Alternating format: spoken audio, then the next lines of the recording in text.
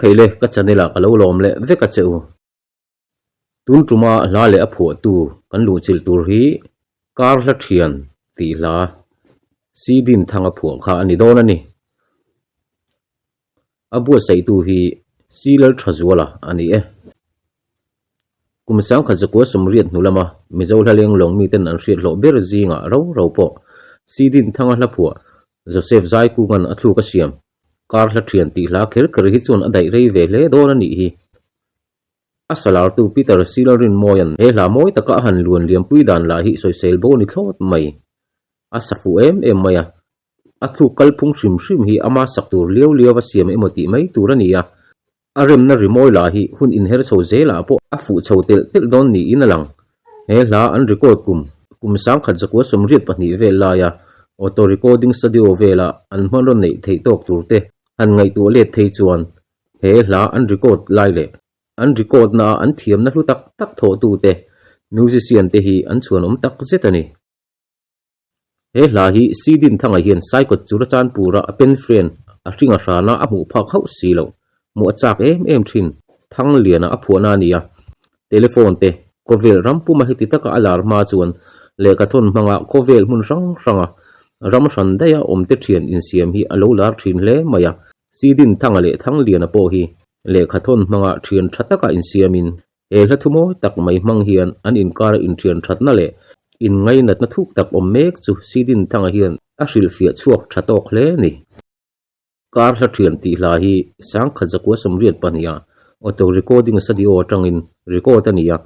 inkim an pe fil thlep nuwa all india radio aizo station ada chowin radio station atangin ti chu ani nuwa relote a mizoram dung le wang chakle thlang chimle amara deng chok ngala tun thlangin mizo thalai te omtlei tu mizo thalai te hladu ber te zinga mi ala ni fan ringa ala ni chhozel don ani mel hle bokani kumsom ni veljet all india radio aizol kal tanga Peter Silarin moyan alo lar pui nu in tun nai ma Joseph zaiming thangan aron thar tho vele a sakmel ton ni om si lo ti lai tlar taka ton ni ti thumal hi aphu tu ron lem lovin ton tur tin aron thak thing mau maya mi te hla phua tu phal na emo rem ti na emo lama salova mani to ka lo thak ngot mai hi chu chin tam fo lo atan athange yang ole sidin thangan kum sang kha jakwa somriat pani vela vandum pole borok thiangkara tiala thu manga alo pun chuang tho khan tun hun kum sang ni somni panga kan man me ka po zol ko pui moi tak mai chunga van borok khi ala dum pol ri mai si a borok po ala thiang fim ku mai boka khonge hel hamoi dang dai tak mai hi lungchim takin i han ngai khanon le te ang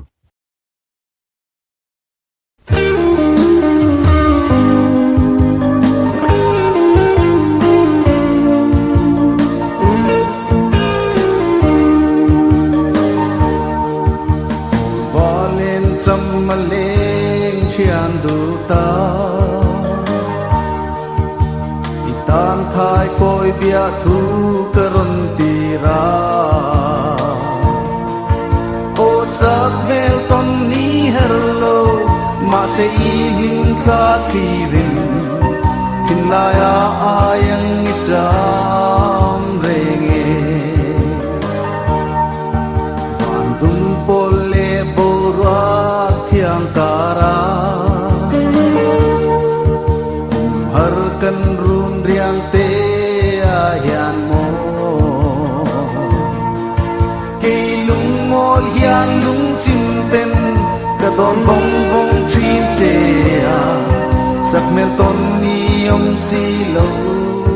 ka thian sak mel ton lo kan ka lam luang thủy vong va ka thin lung chung ri la exam re ngon ka thian koi bia thu kalan to che a i thai koi bia thu min lan ve la sak melen kamoin lady la fan nge ka ton ni herve yang mo sắc mel ton lâu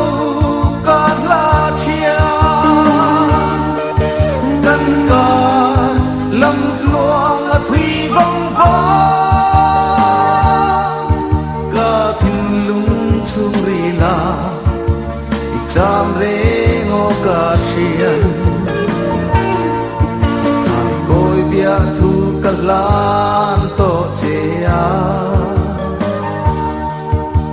i thai koi bia thu min nan ve la i sak me len ka moin lei ri la fan nge in ti ka ton ni hel ve